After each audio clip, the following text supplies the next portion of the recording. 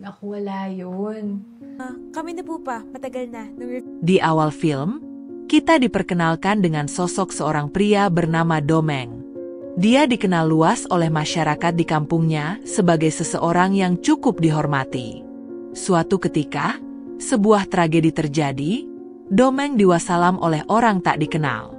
Tanpa diduga anaknya yang bernama Matthew juga melintas dan melihat kejadian itu.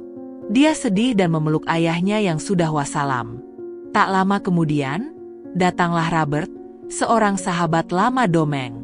Walaupun hatinya turut hancur, Robert tetap berusaha kuat dan berusaha menghibur Matthew. Sejak saat itu, setelah kepergian ayahnya, Matthew pun diangkat menjadi anak asuh oleh Robert dan istrinya, Amanda.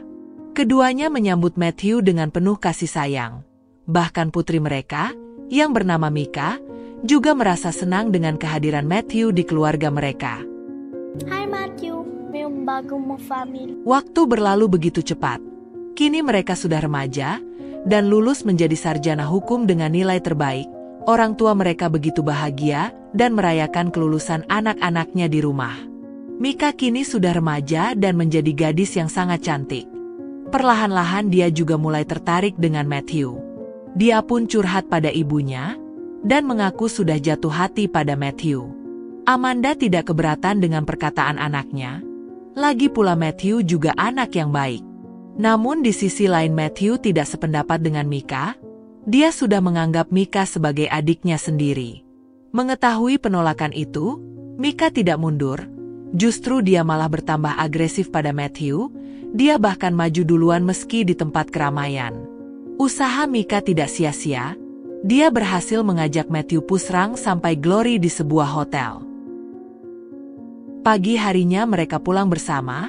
Di rumah orang tua mereka tampak marah karena anaknya tidak pulang semalaman. Namun mereka beralasan jika mereka belajar bersama di rumah temannya dan menginap di sana. Pada akhirnya Mika meminta kepastian dari Matthew tentang kejelasan hubungannya. Mika ingin punya hubungan resmi dan diketahui orang tua Mika.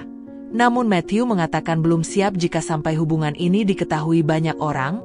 Matthew meminta waktu pada Mika. Mika menyetujui permintaan Matthew namun dengan catatan jangan terlalu lama. Sejak saat itu Mika semakin agresif. Bahkan meski di rumah, dia selalu meminta Matthew untuk begituan. Namun Matthew menolak karena tak mau ambil resiko jika sampai diketahui Robert. Singkat cerita, Matthew siap mencari pekerjaan. Robert yang mengetahui itu, kemudian mengenalkan Matthew pada rekannya, dan rencananya Matthew akan dipekerjakan di sana. Malam harinya, Robert dan Matthew ngobrol bersama. Mereka mulai membicarakan sosok Domeng. Rupanya penyebab wasalamnya ayah Matthew berawal dari sengketa tanah. Domeng punya tanah luas di pinggir sungai. Dan tempat itu akan ada pembangunan. Namun Domeng menolaknya, sampai akhirnya dia didatangi orang tak dikenal dan terjadilah tragedi itu. Robert mengatakan jika dia dan Domeng sudah bersahabat sejak lama, maka dari itu Matthew juga sudah dianggap anak sendiri. Mendengar itu Matthew tidak percaya begitu saja. Rupanya dia pernah melihat Robert dan ayahnya bersama dan adu sosor bebek. Matthew pun paham jika Robert baik padanya, karena akan menjadikannya sebagai pengganti ayahnya. Matthew juga mengatakan jika itu mau Robert, dia bersedia untuk membalas budi kebaikan Robert selama ini. Mendengar pernyataan Matthew, Robert pun hanya bisa terdiam. Rupanya benar, Robert ini adalah seseorang yang sangat menyukai pelangi. Bahkan malam itu ketika Amanda meminta pusrang sampai Glory, Robert menolaknya.